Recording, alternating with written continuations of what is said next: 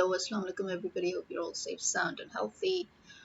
And yes, some more developments. As some of you must have seen on the interview that Imran Khan just gave to one of the um, foreign channels, forgot the name. Um, as we know, the uh, operation that they were trying to um, do against Imran Khan in his own residence. As we know, as I told you even in my previous episode, that evidence was being planted and all. But thankfully, because Imran Khan already knew that they were up to no good, so he had not just invited the police when our illegal government made claims of terrorists residing in Imran Khan's place. Not only did he invite the police to come check over, but he also insisted that the press was there to cover everything. So he invited the journalists, the media over as well. And the journalists were not even allowed to enter the premises to talk to Imran Khan directly. And they were just outside, and they, in fact, themselves had realized the urgency of the matter when they saw how the police had surrounded Imran Khan's place. And everybody knew that finally they were going to attempt something very, very big and very, very bad. So all the journalists were also actually a bit scared because, as we know, the media is censored, the mainstream media is censored, and the government is trying its level best to control social media so that they can completely censor it as well. And so, because of that, the journalists were wondering how this was going to play out and what script they were going to be given once the operation was over. But actually, Imran Khan's move, uh, where he calls in the journalists and people from the media from all over, which meant local and others, that is what actually helped, because the fact that the police attempted to plant evidence in front of everybody, that kind of backlashed, you can say, so against the police and against the so-called government, because how can you call yourself a government when the people do not elect you, and you're a caretaker government at that? So what the hell are you doing when 90 days are over? So we actually right now, constitutionally speaking, Pakistan is right now governmentless. So anybody who claims otherwise is a liar, because as per constitution right now we are supposed to be having elections, and we haven't had them, and all the governments have already fulfilled their term as caretaker governments, and so right now Pakistan has no government, which is why this is the only country in the world you will see where the government is actually rebelling against the state. Because the government isn't the government, so it's rebelling against the constitution and the state as a pack of mobs and rebels. Well, anyway, back to the point. So the police couldn't do much because they were basically caught red-handed planting evidence. And then they, because the whole story, as everybody already knew, was that they were going to plant evidence. They had planted petrol bombs, and they had planted um, weapons. And the whole story that they wanted to create was that, the 40 terrorists that they claimed were hiding in Imran Khan's home, that they would have caught them, and then they would make that as an even bigger pretext to arrest Imran Khan and probably even kill him in an encounter. So that saved Imran Khan's life. This was going to be their third assassination attempt on Imran Khan, and third elimination attempt. So that that kind of went wrong, that went awry, and even worse, because as we know, the members of the Nawaz Sharif's party, the Muslim League Noon party, they are basically not even educated, and they're all just there, they're all crooked, they're all criminals, they're all just brought into the fold to serve the Sharif family and its purposes. And similarly, Pakistan People's Party, which once had quite dignified, very, very highly educated people from very good backgrounds, now is filled up with loads of, again, criminals. And so the original party members have either left, some joined Imran Khan, some just retired, some are part of the party only in name, but they actually are not active as such. They're very silent, they're quiet, they're as good as non existent. So the newer members or the more active or proactive members of PPP are all that trash, really, that the original PPP in Bhutto's time would never have even accepted. So we've at the moment that's where we stand, where PPP and PMLn are concerned. As you know, PDM is a coalition of 12 parties. The fact that it needed 12 parties to collaborate, to form a coalition, to form a cabinet, or to be able to fill the seats in the parliament, that shows you what strength they each have. That shows you that PPP is all but finished. Its glory days were over immediately after the elections that Imran Khan won. In fact, PMLN's days were over too. As I said, Imran Khan's biggest mistake was letting these people come back and take over the mainstream media, to buy the media houses, to bribe them, and to use them to their advantage to spread hate, incitement to threat, to blackmail the judiciary, the army, the establishment. So that was his big mistake, because they were basically finished, and he should have made sure that they were completely finished. So basically, now the leftovers of these two parties were not enough for them to form a government, even if the two of them joined hands. So they had to join hands with a total of 10 others, and they're all very small parties on their own, all of them now. None of them have the strength. So imagine that it took 12 parties to form this coalition. So, which they call themselves the PDM, which we call the terrorist organizations of Pakistan, because that's what they basically excel at. So now Imran Khan is pretty much safe, but for how long we don't know. And the as I said, because the PML and people are basically not even qualified, and they're just servants and slaves and touts of the Sharif family. So in one of them, can you can just see it by how one of them actually made a fool out of himself and the government when and his name is Tariq Fazal Chaudhry, right? So when Kashif Abbasi, who is one of our other few renowned investigative reporters, when he interviewed them about all this operation and everything, and what they had what they had actually brought out of it. So Tariq Fazal Chaudhry, in his excitement, I mean, they're so ill-informed. That shows how ill-informed they are. In his excitement, he was like, "Oh, all the people that we have caught in Zaman Park, all those terrorists that we have caught, now they will tell you the story of how Imran Khan had trained them and how he was behind them. The leadership will tell you the story." And Kashif Abbasi was like, "What? Well, hold on, hold on. You've actually caught people? I haven't heard of that." And then Sayyid Talat Hussain, the self-claimed foreign policy commentator and self-claimed popular television personality, who is basically again another mouthpiece of Nawaz Sharif's family. He suddenly came to his rescue, to the rescue of Tariq Fazal Chaudhry, saying that, "Oh no, actually they have yet to be caught." He's talking about the other terrorists that they caught before, those that they were caught before. And Kashif started laughing, and he was like, "Yeah, okay, he just came to your rescue. Otherwise, you just made a huge gaffe right there." So this is what is going on. I mean, this tells you how everybody had got the script, of what they were supposed to say, but some of them sort of jumped the gun and read their script way before time.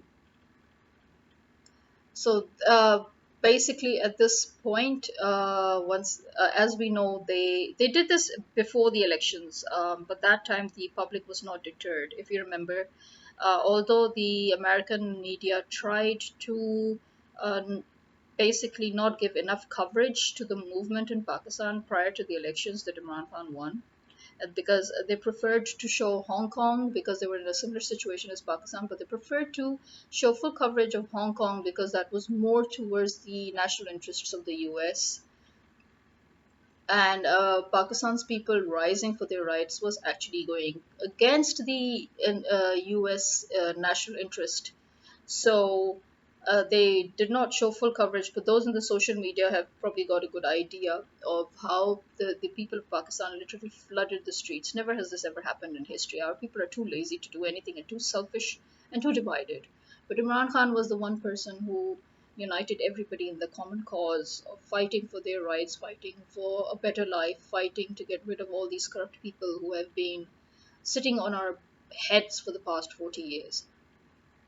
So that time, they tried the same thing. That is why we're so aware of how it is the Bilawal and Maryam Nawaz and all of these people, Rana Sanawala, that they're behind everything that's going on today because they tried the same thing. If you remember before elections, Rana Sanawala actually got a large number of people massacred in Model Town just to scare the public off, because the problem with these people is that they believe, which is to a large extent true, that decent people don't like to get involved with riffraff.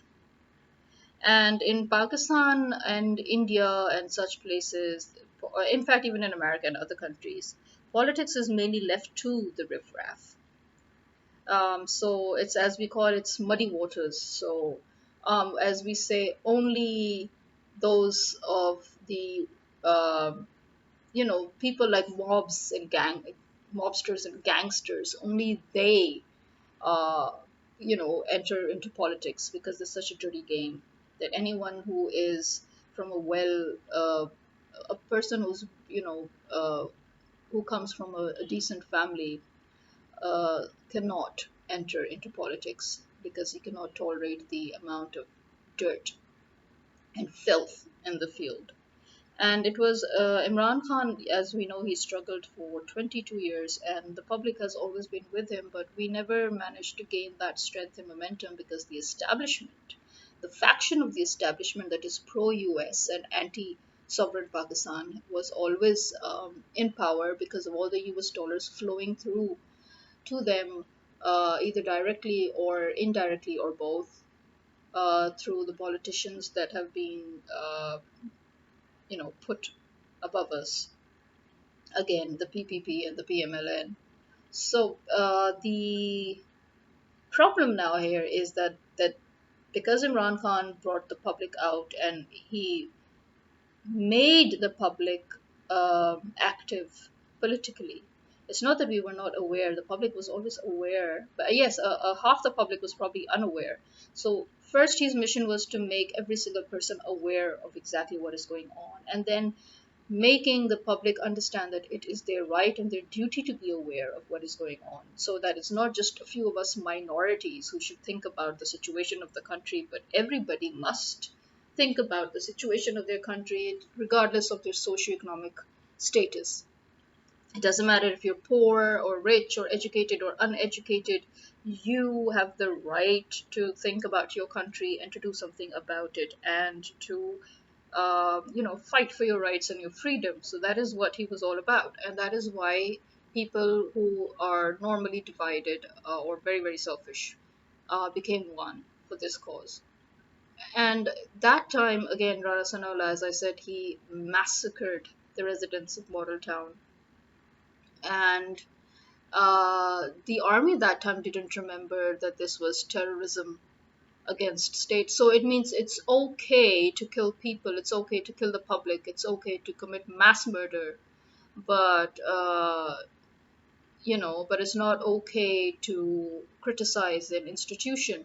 Here is where Qaid Azam, this is a slap in the face from 70 years back. You can, just let's just say that the slap traveled through time and space for this moment. Because Qaid Azam, Muhammad Ali Jinnah, who was known as the greatest leader ever to have been born because he achieved three tasks that no leader could ever achieve in the world. One of them being constitutionally creating a country without bloodshed. So all the bloodshed that occurred after Pakistan was created. There was no bloodshed to create Pakistan. The bloodshed occurred after when India attacked all the people who were traveling to Pakistan, and so the fighting began. But yeah, to achieve a country uh, constitutionally on the map without a fight, without bloodshed, no other leader has ever achieved that in the history of the world, and that is why Qaid Azam is known as the greatest leader in the world. And Qaid Azam Muhammad Ali Jinnah said one thing. He said that it's not the institutions that are meant to be respected, but the individuals, the people. So when the people of the army and the establishment and the PDM keep on telling us that, oh, you insulted the institutions, you have no right to go against the sanctity of the institutions. So even in Islam, actually, sanctity is for life, a living creature. So life has sanctity. An institution is not a living thing, but it's made up of individuals. So if you say that we should respect individuals, it's understandable. But if you say that we should be forced to respect an institution, then that's wrong.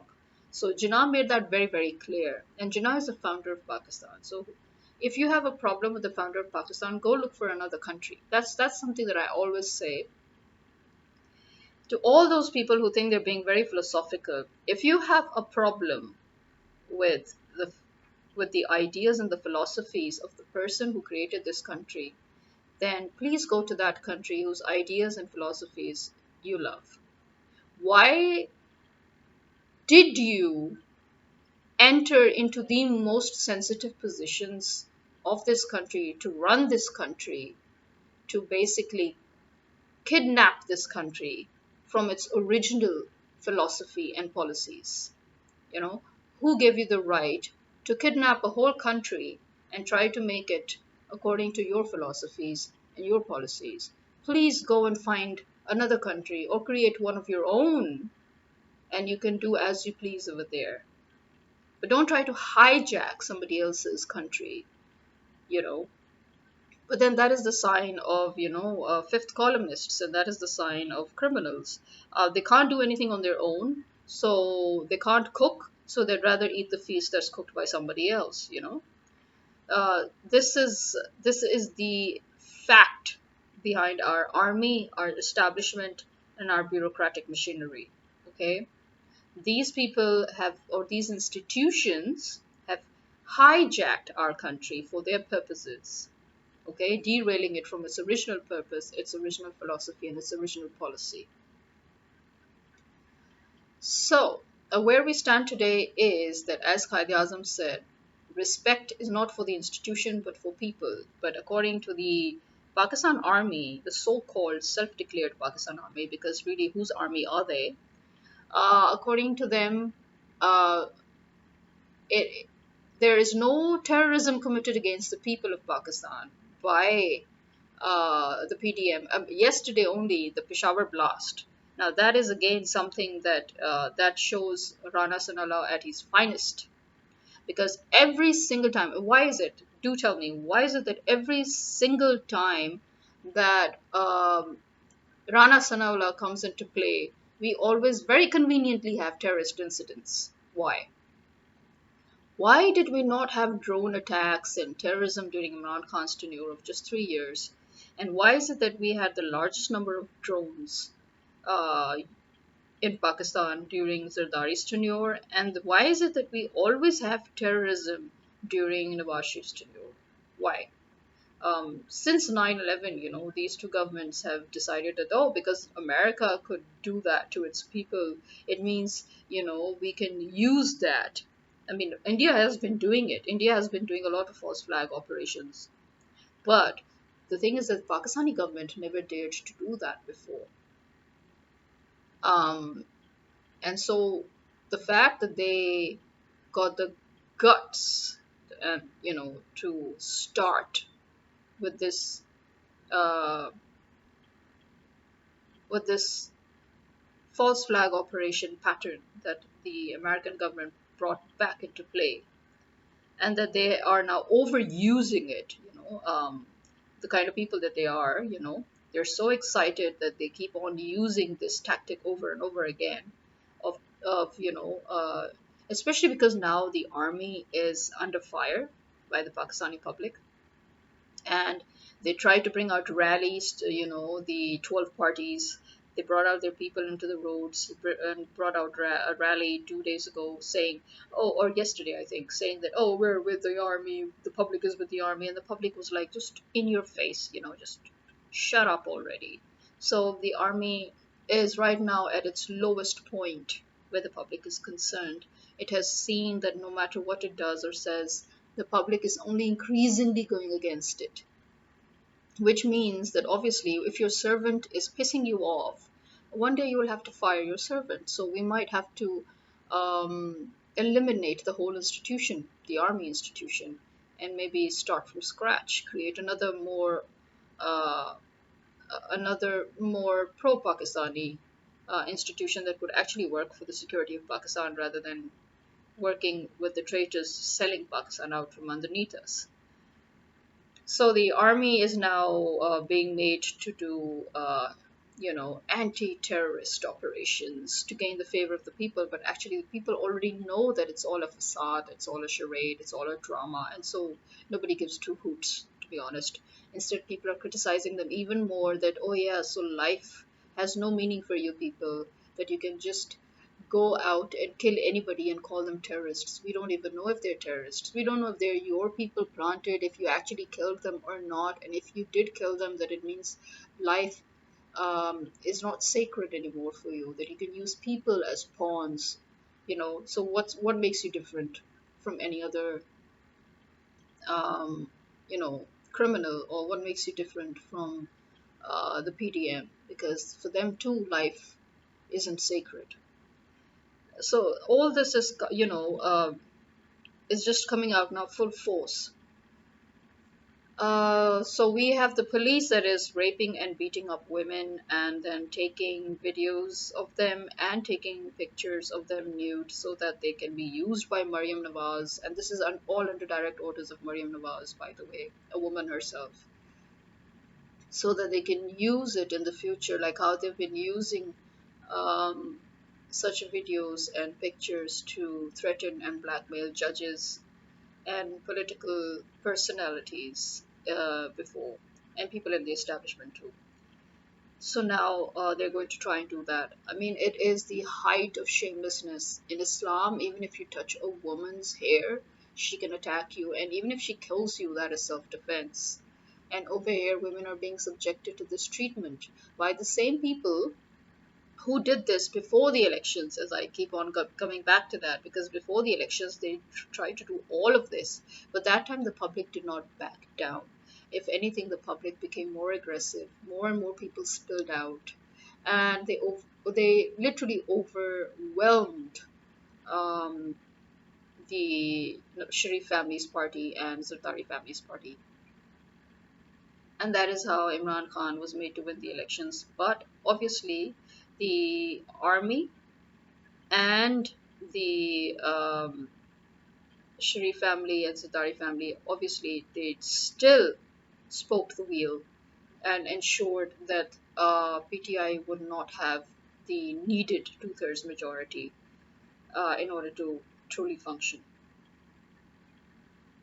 And so this dogfight, that has been going on since then. The minute he took premiership, plans were made on how to remove him.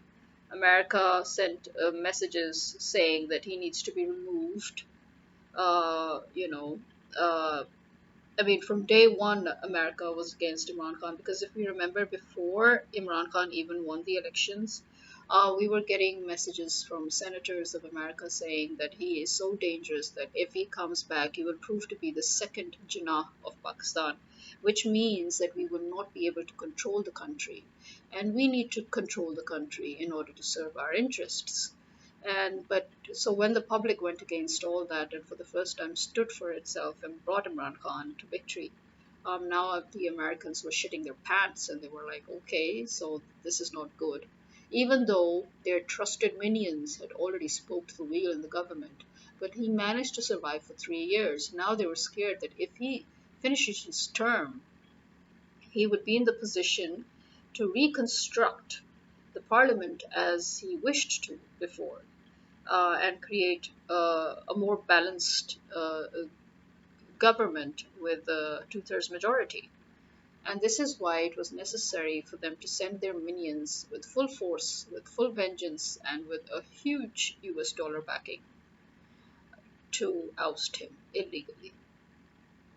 And we all know America.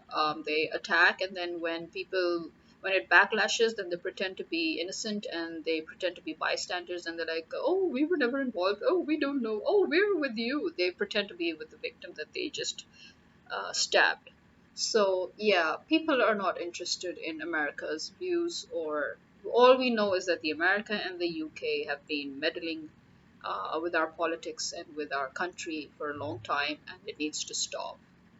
And Imran Khan was the one person who could really put a stop to it. He was uh, removing Pakistan from all that. And he was trying to make it once again a neutral country. And that is why actually their mothers died.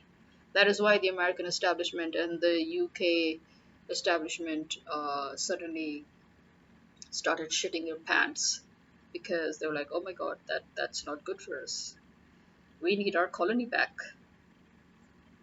And as we know, you can never invade a country without a mole on the inside. You have to have traitors on the inside in order to take control of the country. And Pakistan has a multitude of sellouts. As I said, this country was already taken over by traitors, and it is their descendants who are now again amongst us. So, when you've already infiltrated a country with traitors, who have given birth to more traitors, who in turn have given birth to more traitors. That's like at least 3 to 4 generations of traitors right here. And what do you expect? It's going to be a very, very long struggle, and the country doesn't really have much of a future, to be honest. Uh, and they all know it. They all know it that if Imran Khan is no longer here, then the country will be plunged into darkness. And that is why it is their duty and mission to eliminate him. So let's see what happens next. Because, as I said, these tactics were used of violence, of agitation before the election, but people had overwhelmed them, and it, backfired. And he still won the elections. Then they continued these tactics during his premiership, and obviously that's how it built up.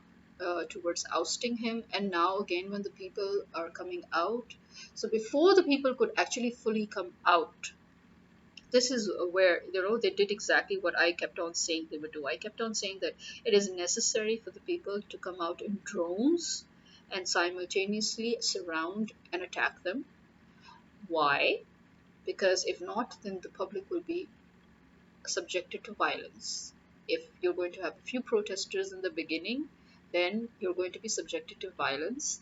They will have the upper hand, and then they will take control of the narrative. And that is exactly what happened, because the people did not suddenly flood the streets the way they did when Imran Khan was ousted, because they were still now wondering if they should or shouldn't. Because the last time they did that, Imran Khan actually stopped them, if you remember, when they flooded the streets in anger and protest. Imran Khan stopped them because he feared violence. So this time now, the people did not really know what to do, and so protest began, but we had a few thousand here, a few thousand there, and that is not good, because when you have a few thousand here and a few thousand there, then that is exactly what the government wants to control the situation, and that is how the government they planted agitators amongst them, and they gave them actual directions that you would go there, incite violence, and if they don't get incited enough, do it yourself you know so as I said, the one question that I had for the corps commander, which now many people are also asking, is how is it that they emptied the whole place and let the people in. The people have been walking from Liberty. It takes 2.5 hours to walk all the way there. So how is it that the They were tear gassed in Liberty, and they were literally pushed towards this side by the police. And then when they came to this side, there was nothing, nobody to stop them. And also, my question, which I'm really wondering why nobody else has asked. My question is, why was there already a camera rolling inside the Corps commander's house? How did they already know that people were supposed to come and attack the house? How did they already know that? I don't know. you know and Etizaz Hassan picked up the same points as well. He, mind you, is one of the very, very well renowned personalities who was once part of the original People's Party members. And he, like many of the other original party members that I mentioned, left People's Party. The two other very, very important and big personalities of the People's Party that left People's Party and joined Imran Khan are Shah Mahmud Qureshi and Babar Awan. All these three are extremely highly qualified people, well versed, well versed in the law. Sorry, my mouth's a bit dry. And they are well versed in the constitution of Pakistan, and they are seasoned veterans in the field of politics. And two of them are lawyers. Etizaz Hassan and Babar Rahman are actual lawyers as well. And Babar Rahman is also in the legal team of Imran Khan. And Etizaz Hassan, he was also picking out the same points as per criminal law, the same points that all of us who have studied the law have been picking up on. First of all, the incitement. Incitement to violence or provocation is a crime. So they are trying to. Now, this is where I don't know. Itazaz Hassan hasn't actually come to this point. I don't know why, but I will make this point. If Imran Khan is supposed to take responsibility for all the violence that ensued after he was arrested and had no way to communicate with anybody, then Nawaz Sharif, who's sitting in England, needs to be responsible for all the violence and all the illegalities committed by his party and the PDM. Okay? Because if Imran Khan should be made to pay for whatever happened after his arrest, then Nawaz Sharif sure as hell has to pay for whatever his daughter and his people have been doing here. From murder to kidnap to rape to blackmail to threat. Okay? To terrorist activities like the Peshawar blast. Okay? So, yes, Nawaz Sharif has to be brought to justice for this then. This is my point. When it comes to provocative statements and incitement, again, I keep on asking, I've been asking this for like 3 years now. Why hasn't anybody charged Maryam Nawaz and Rana Sanaullah and the illegitimate Maryam number two? Why hasn't anybody charged these people for hate speech, provocation of violence, incitement to murder, and actual murder and attempted murder? Okay.